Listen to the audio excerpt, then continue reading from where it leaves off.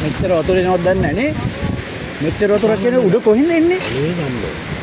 ඒ අපේ අයිතිත් කෙනා කියනවා මේ එනවා කියලා හිතා ගන්නත් බෑ කියලා. ඔය ඉතින් මේ මෙහෙම වතුර පාරක් දෙයියනේ මෙහෙ කොහෙද මේ වතුර නැතුව ඉඳගත් අපි.